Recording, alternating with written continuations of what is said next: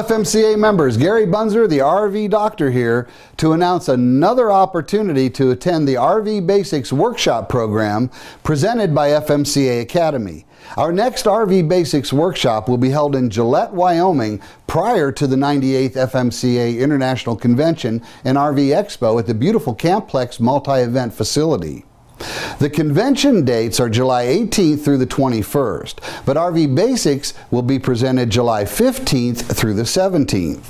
Here's what FMCA President John Walker had to say about this special educational opportunity. When I was in high school, President John F. Kennedy was elected president, and at his inaugural address, he said, "Education is the keystone in the arch of freedom." And I took those words and I decided at that point I was going to be a school teacher.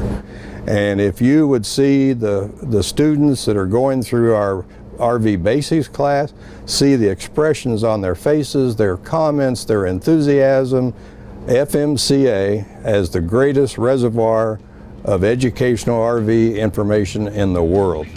I encourage you to enroll early if you are considering attending.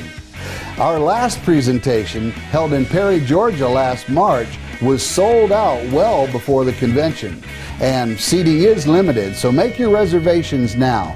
Call 1-800-543-3622 or visit fmca.com to register.